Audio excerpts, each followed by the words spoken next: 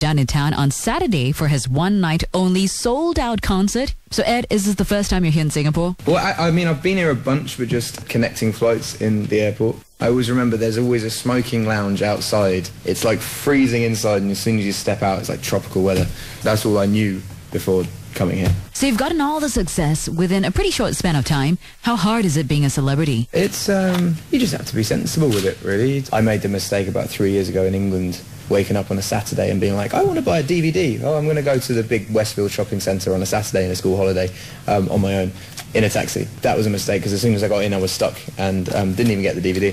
So you learn from experiences like that. So what happened? Did you have to be rescued? Yeah, I had to get taken out the back of the DVD shop and then put into a cab outside. But yeah, it was a bad day. So, you know, with the fame also comes negativity. How do you handle that? The negativity gets quieter and quieter the more you do, I think. I think the better you do, the less you kind of care about the negative side of things. Because I'll read an article of someone that clearly doesn't like me and then go and play a show to thousands of people who clearly do, so it outweighs. But before I was successful, when I read nasty articles, it was really tough because I was playing to 50 people a night as opposed to however many are coming tonight. But it's got easier, and it will continue to get easier the better it gets. Is there anything that you give up all this for? No, this is the only thing I've worked towards. I think giving it up would be a mistake, because I think if you work towards something you love, you don't give it up once you got it. Like, you just nurture it. So you've got some pretty awesome fans. What has been the weirdest gift that a fan has given you? I mean, the strangest one was a girl that had gone out and bought, what was it? It was either a cake or cookies or something like that. She'd gone out and bought them and then ate all of them and then gave me the box. I mean, I appreciated it because obviously, like, they were good. So, like, good thing that you ate them, but I found that a bit odd. She was like, oh, I ate all of them on the way here, but here's the box. And I was like, well, I guess it's the thought that counts, but yeah. Was the box nice, at least? No, no, it was just one of those plain white ones, you know, with the top bit that's clear and you open it, yeah. So, Eddie, you've got so many beautiful tattoos. Maybe you can share with us a story behind one of them. This one, actually, the one that says cool guy with an arrow. It was John Mayer was hosting a TV show, and we both weren't allowed to look at what each other were drawing on their arms. So I did one for him, and he looked away and got it tattooed on and then covered it up. And then he did one for me. I looked away, tattooed on, covered up. And then we did an interview on TV and then revealed them on TV. So I didn't actually know what this tattoo was until about 2 hours after getting it. And you were okay with it? Yeah. Well, I mean, he wasn't going to do a like swastika or anything. Like I think I trusted him to like do something not that bad. I did a cat on him. So, Ed, I think the girls and everybody actually would like to know more about the romantic side of your life. What is the sweetest thing you've ever done for a girl? I don't know. I guess it's up to the girl to work out whether it's sweet or not. Because like, if I think something sweet, it might not be. I mean, in your opinion, then, what do you think is the sweetest thing that you've done? I flew 16 hours for an afternoon and then flew back. That was mental, though. I don't know if that was sweet. I think that was just insanity. I just woke up one morning and was like, oh, I want to go back to England, and got on a plane and flew there, and then spent the afternoon there and then flew back. Ex-girlfriend. I mean, she wasn't an ex at the time. Okay. Yeah, it was. Okay, right. And what's the sweetest thing that a girl has done for you? Friendship book with all the letters was pretty legit. Because there was like people there I didn't even know she knew. I know this is jumping the gun quite a bit, but what do you think is the perfect way to propose? I saw a brilliant one with a girl that was a primary school teacher, and the guy, they were doing like a school recital, and the guy had spoken to all the kids previously, and they're like 6-year-olds, and then they kind of do a dance, and they're all there with these happy faces, and she's there at the front clapping them along, and then they turn around the happy faces, and it just says like her name, or you know, it's pretty cool because it's all the kids, and they didn't know what they were doing. I think simple. That is simple. It's still extravagant, but it's simple. I think the less spent. I think like if you have to spend money to make a proposal good, you're marrying the wrong person. I don't know what I'd do.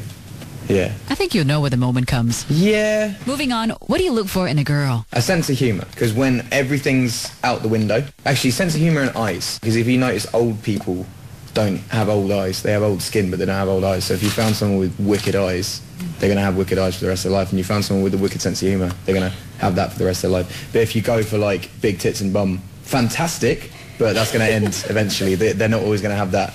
They're going to sag and that's going to go flat and you're going to be stuck. So good sense of humour and good eyes. That's the way forward. And what is your idea of a perfect date? Conversation. Going somewhere where I can relax. Because if I were to take someone out publicly, I get on edge a lot. So if it was like going to like a small town where I could relax.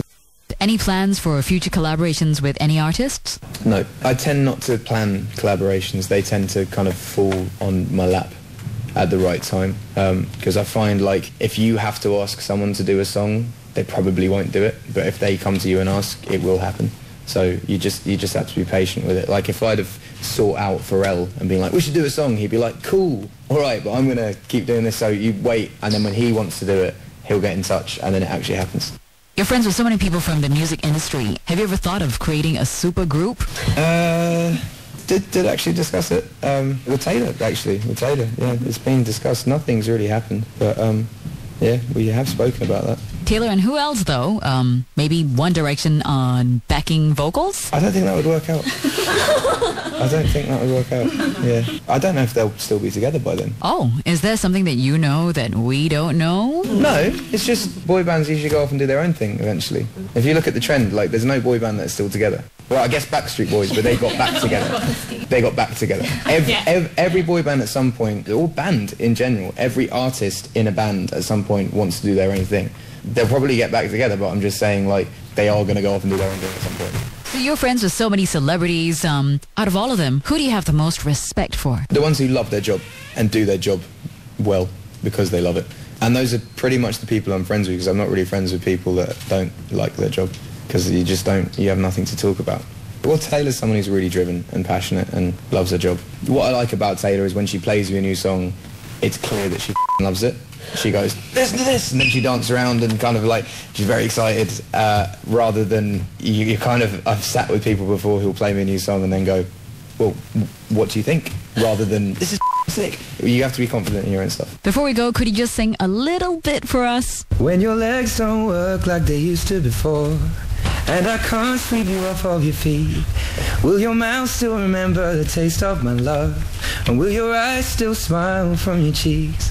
Wow, there we go. Nice, thank you. It's always quite awkward doing that, because when my guitar's not here, I don't really know what to do. So final question, a lot of people missed out on the concert. Will you be back? I'm sorry that the venue wasn't bigger today. I have had a word with them, so we will be coming back and playing a bigger one so more people can get in. It won't be anytime soon, because I'm here now, and usually you don't come back touring to the same place a week later. But yes, I will be back. Hello to everyone at Class 95.